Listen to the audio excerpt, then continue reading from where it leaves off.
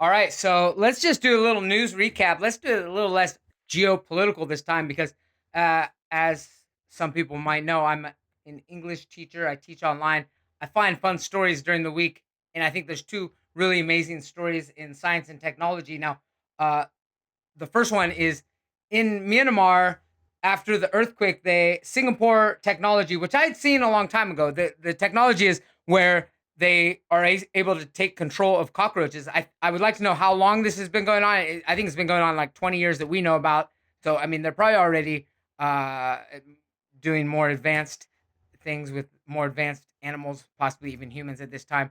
But basically, they're able to control the cockroaches, and then on top of that, they put this little infrared pack on them, so they're able to like weave and go in through the crevices and cracks in the rubble and detect heat, body heat to find survivors. I'm not sure if they actually found survivors, but this is, from what I understand, the first time that this technology had been done in a real rescue mission. Um, can you fill me in? Tell me where I'm wrong. Give me a little background on this. You be my uh, fill in the blanks. Sure, let's dive into it. The tech you're talking about is called Cyborg Cockroach technology, and it's been around for a while. Researchers implant tiny electronic devices onto cockroaches, which can then be remotely controlled. These devices typically include sensors for detecting things like heat, which is useful in disaster scenarios. The idea is to send these cyborg roaches into places humans can't easily reach, like rubble after an earthquake. Using them in Myanmar after the recent quake is likely one of the first real world deployments on this scale. It's a fascinating blend of biology and tech, pushing the boundaries of what's possible in search and rescue. Well, absolutely. Not just search and rescue. And I'm gonna take just a crazy twist with this. But first of all, can you go back because I remember reading about just being able to control cockroaches before the rescue mission thing. Just the first stage was somehow just connecting some electrodes. How long has that research been going, where they were actually able to control cockroaches or possibly some other animal first?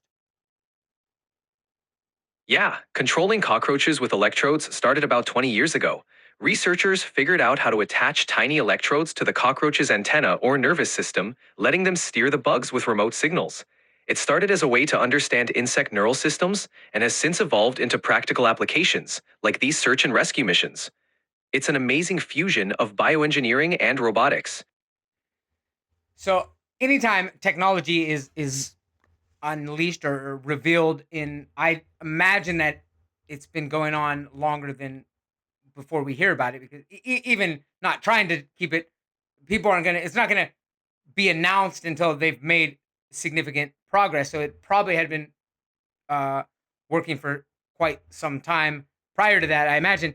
And so obviously, I mean, when I read things like this, cool, amazing, obviously great technology. I rather than put it on like a ladybug or something, I'd rather be rescued by a ladybug perhaps. But I can understand these like Madagascar and hissing cockroaches like 3 inches long or something ridiculous that can hold this pack. But obviously, I mean, this okay. What are the implications? Let's think about it. I mean, what other animals are they doing?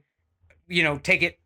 I mean, once you're able to manipulate the brain and control things, sure, cockroach brain. It's like, oh, it can never do it to a human. No, of course it could be done. How long? How long would it take to do that?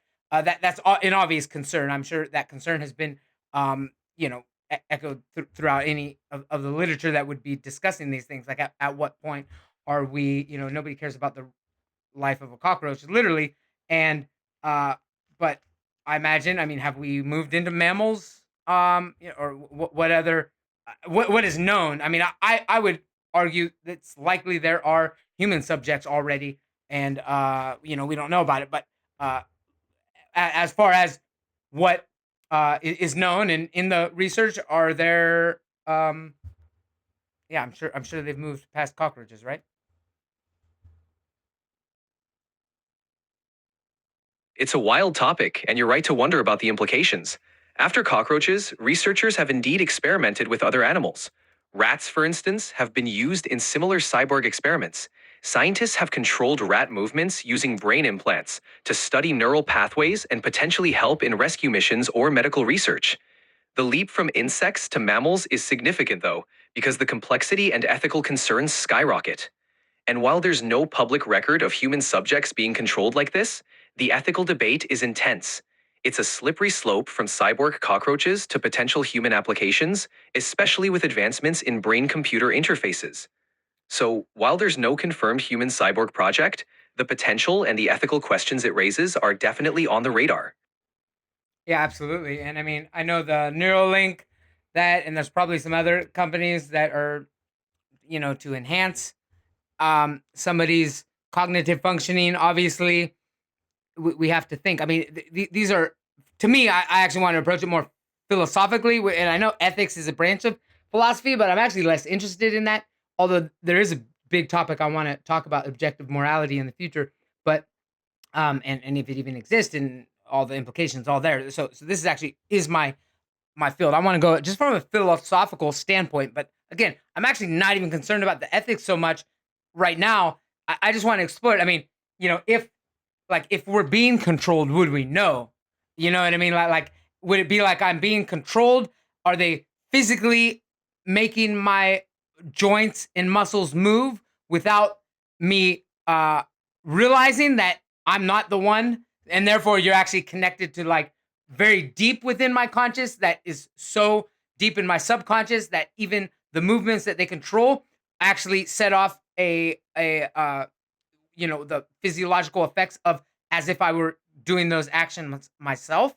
And that would be really interesting. I mean, let's just put us in a scenario where somebody is basically controlled to go rob a bank, and then is there on and off switch, and then would you have a memory of what you did? So, and then if you did do something, would you rationalize it? Because if you had memory of doing it, you weren't the one who did it, and you did something that goes against your normal what you would do. Like, let's say somebody made me go rob a bank, and then yeah, would I be knowing at that time that I'm doing it against my will, or would it be able to actually make me think that that's what I want to do, and then afterwards would they be able to shut it off, and then would I be left there trying to explain myself, and would I try to rationalize it, or would I claim that I was overtaken? These are the most important questions to me, just from a philosophical standpoint. It actually interests me much more than whether we should be doing it. I mean,